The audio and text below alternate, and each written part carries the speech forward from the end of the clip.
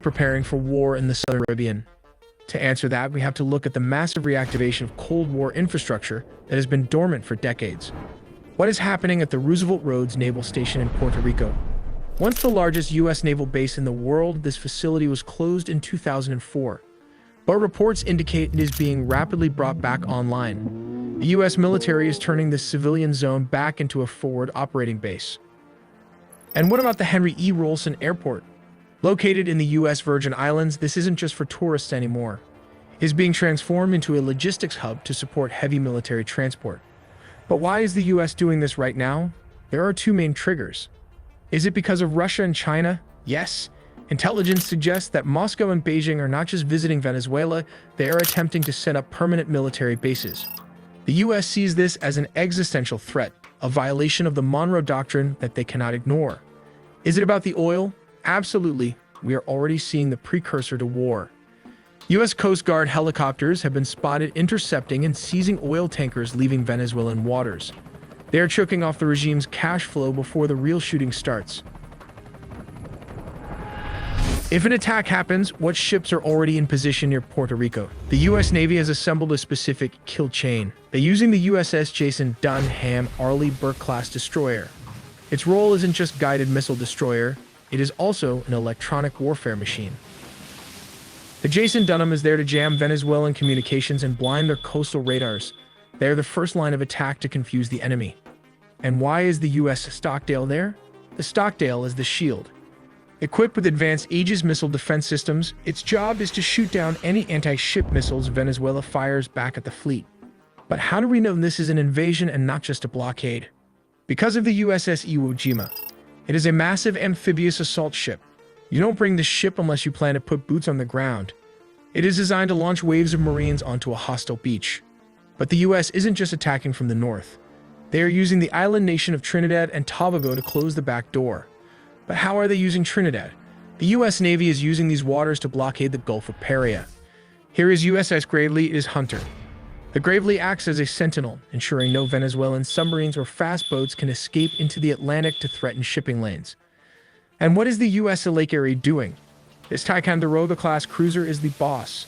It serves as the air defense commander for the entire operation, coordinating the movements of every ship and plane from its high-tech command center.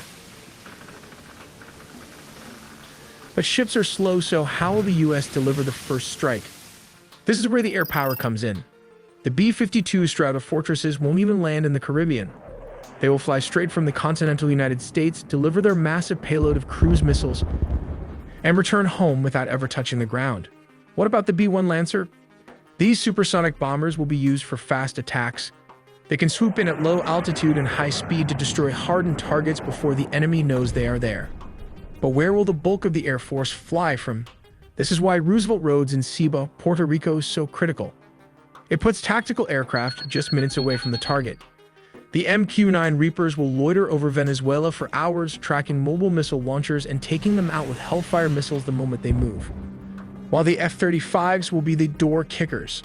Their job is to penetrate Venezuelan airspace undetected and destroy the S-300 air defense batteries so the other planes can fly safely. Here are VU-22 Osprey speed and versatility. These tilt-rotor aircraft will launch from the USS Iwo Jima and Puerto Rico to insert special forces teams deep behind enemy lines. But all that firepower will need fuel, so the KC-130s, these tankers will orbit near the combat zone, allowing the F-35s and other jets to stay in the fight for hours without returning to base. And finally, why the C-17 cargo transports for logistics? You can't fight a war without supplies.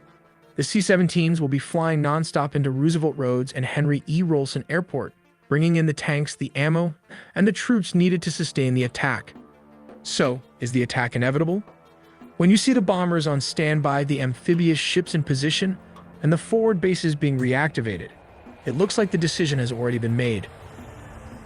We will take a look at different scenarios and strategies from both sides. The U.S. Navy's destroyers, submarines, amphibious ships, Marines, and P-8 Poseidon aircraft are positioned near Venezuela with a multifaceted strategy designed to confront both the Venezuelan military and the powerful drug cartels operating within the country. From the U.S. perspective, the operation combines overwhelming surveillance, targeted strikes, rapid amphibious assaults, and maritime interdiction to neutralize threats and apply pressure on the Maduro regime. The destroyers provide advanced air, sea, and missile defenses while maintaining the capability to launch precision cruise missile strikes against strategic government and military targets deep within Venezuela. By maintaining a vigilant missile defense posture, these ships are prepared to intercept any hostile air or missile threats. They also leverage anti-submarine warfare assets to secure the task route's maritime perimeter against underwater threats posed by Venezuelan naval forces. In surface combat, the destroyers defend against militia boats or Venezuelan naval vessels trying to disrupt blockades or amphibious operations. As the name suggests, destroyer is equipped to carry around 90 missiles with this vertical launching system, a Mark 45 deck gun position at the front, followed by close combat phalanx and a CRAM missile system. But that's not all. It also houses Harpoon anti-ship missiles and torpedo tubes for threats underneath. And if that's not enough, there's a submarine hunter-killer Seahawk equipped with sonar and torpedoes featured in the upcoming video. These warships are designed for destruction and defense, but they are not suitable for invasion. But how do you launch a land invasion from the seas? The answer is these amphibious assault ships are specialized warships designed to deploy and support ground forces during military operations, particularly in hostile or contested environments. They resemble small aircraft carriers but are primarily focused on launching and supporting helicopters, vertical or short takeoff and landing VTOL aircraft like the MV-22 Osprey and F-35B Lightning, and amphibious landing craft. The amphibious ships carry thousands of Marines trained for quick expeditionary raids and large-scale amphibious assaults. These Marines would execute precision strikes on cartel strongholds, government command centers, or key coastal infrastructure. Their urban combat training equips them to seize airports, communication hubs, and other critical points, potentially working in concert with opposition forces inside Venezuela. Here comes the nuclear-powered attack submarine operates covertly and silently along Venezuela's maritime